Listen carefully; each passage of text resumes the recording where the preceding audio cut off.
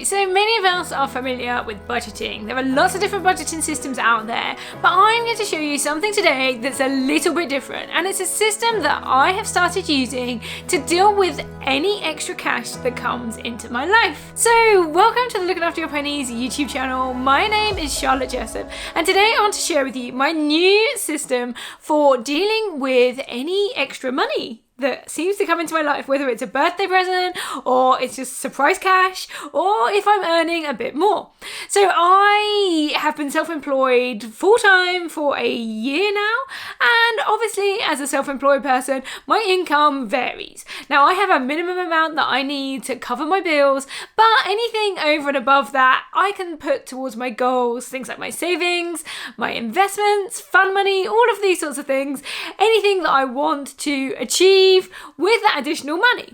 But I was finding that the problem that I was having was, how do I actually decide where that money goes? There were lots of things I want to achieve, and I wanted a system that actually enabled me, whenever I got any more cash than I needed, to work out where that money should be put and where it was best spent to help me achieve these goals and things that I was working towards. Now, in a previous video, I talked through creating an emergency budget, or what I like to call a disaster budget. So if something happened and you had a reduction in income, what things would you have left and what things would you still need to be spending your money on? Now, this is a really great task, and it's something that I recommend that everybody does. Now, my husband and I, along with our kids, we've got really good at keeping our costs low, particularly for the things that don't bring us a huge amount of joy. So we've got things like our electricity and our gas bills. We've got those as low as we can get them. You know, we don't have a fancy car. We're quite happy with having like an old car and not paying out for those things. So we have a minimum amount of money that we spend, and then everything on top of that we can use towards the other things that we want to achieve in our life. So why did I decide that I needed a different budgeting system? Now, lots of other budgets have systems that rely on percentages. So it's like, oh, spend 50% on the essentials that you need, and then, 30% on this and 20% on that. And these systems are great. What these systems rely on is the fact that as your income increases, they expect those other essentials, your everyday expenses, to increase too. Now, I'm a big fan of keeping those things at like a kind of a rough figure. There is an amount that I need to pay for those things. I'm not in the position where I'm looking to move house yet, so I know that my mortgage is going to stay the same, or if anything, it is likely to go down. There's also things like my gas and electricity bill. I know that those things aren't going to change a huge amount either. There might be some like yearly increases, but I know that my kind of fixed expenses, along with things like my food, they're not going to go up by a huge amount every month or every year. Now, because of the nature of my work, I could get like a huge jump in income from one month to the next. So this means that I could have a whole load of extra cash, but actually that doesn't mean that my electricity bill is going to be a whole lot more, or my mortgage is going to go up. So actually what works better for me now is having an allocated pot of money that I can use towards those essentials. So that's like my mortgage, my food, my bills, all of these things that I have to pay for, and I fill up that pot first.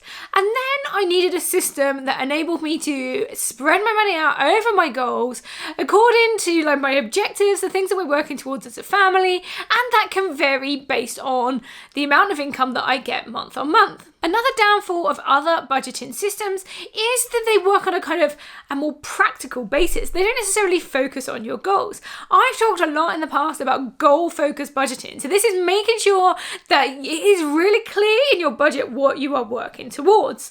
And for me, this was a real driver to creating this newer budgeting system. I wanted to really prioritize my goals. I wanted them to stand out in my budget system.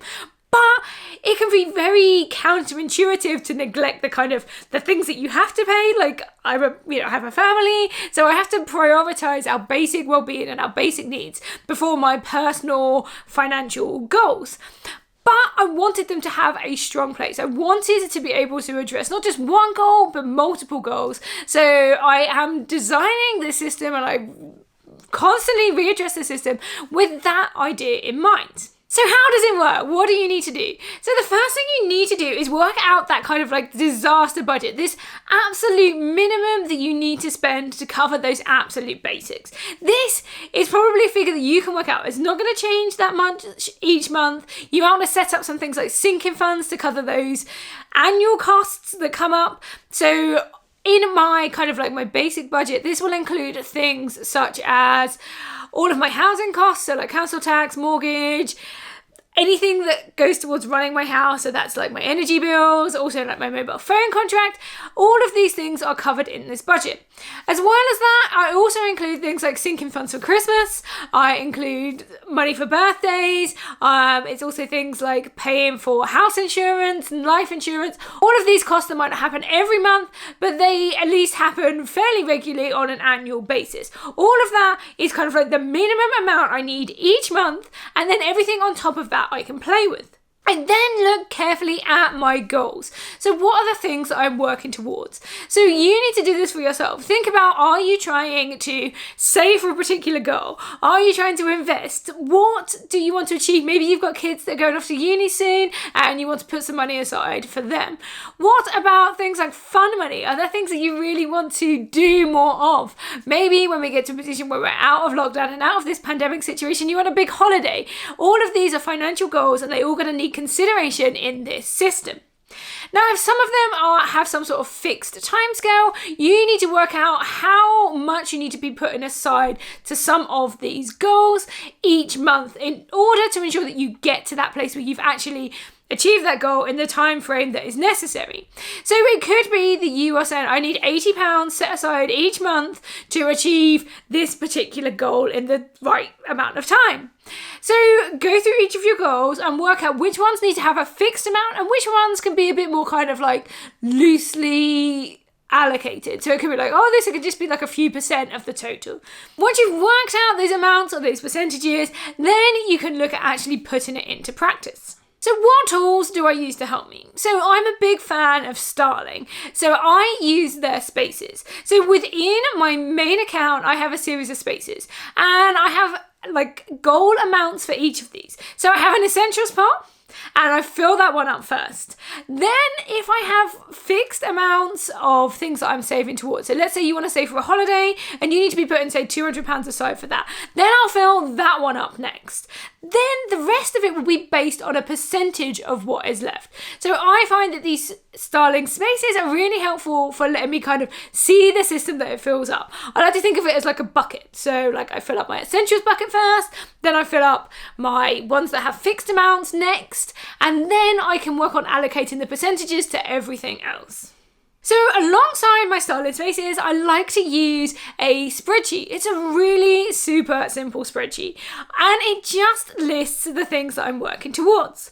So as you can see, I have a little example of my spreadsheet here and it has things like my stocks and shares ISA. So these are my investments that I'm working towards paying some money into.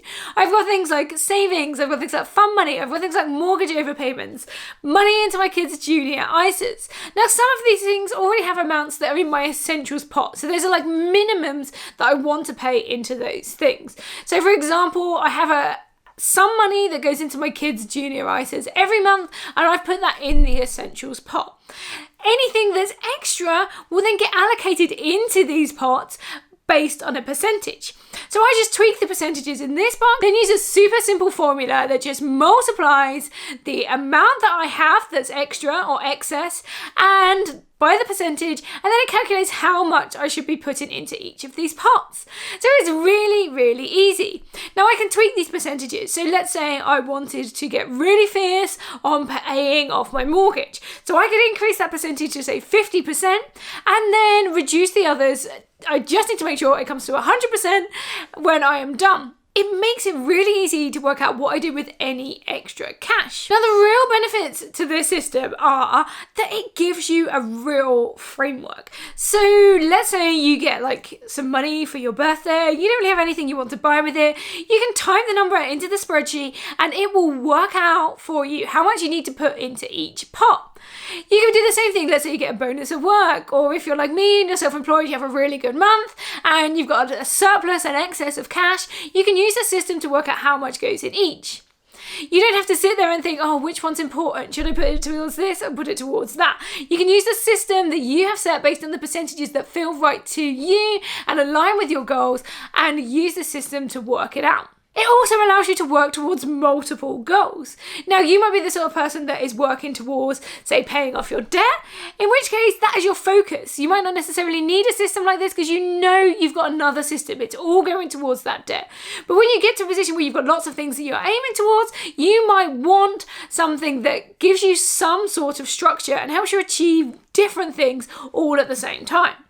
Now, you can have as many of these different goals as you like. You can have a separate pot for like holidays, houses, that handbag that you want to buy, or any different pots, and you just allocate the amount of money that goes in. The great thing is you can do this with any amount. Sometimes I'll be like, oh look, here's another £50.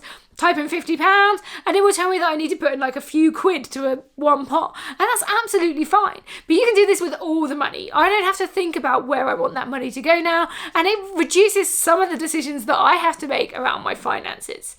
It's kind of like an automated saving system, but based on percentages. Now remember, you might have some that are fixed amounts that you are working towards, and you want to build this into your system as well. Like I say, if there are fixed amounts, I normally fill these buckets up before I work towards the ones that are percentages. So if I've got a particular time frame in mind, those are more urgent than some of these other categories. But you need to look at your particular situation and decide what's the priority in your life and where you want to position these things in your particular budget system. Now, I'm looking for a name for this system, so if you think you've got a great name, then I would love you to mention in the comments. Give this system a name, and maybe I will credit you if I turn this into a book or a planner or a particular spreadsheet, and I will give you some credit for your contribution. So thank you very much for watching this video today. I hope that it's given you some thought around how you might want to use the system for your own finances, or something to work on once you've finished working towards a big goal like paying off debt. Make sure you check me out on my other social media channels. I'm on Instagram, TikTok, Facebook, Twitter. You can come find me in all of these places. Make sure you visit my website, lookingafteryourpennies.com, and go check out some of my other videos too. Thank you very much for watching today, and I hope to see you in the next video. Bye.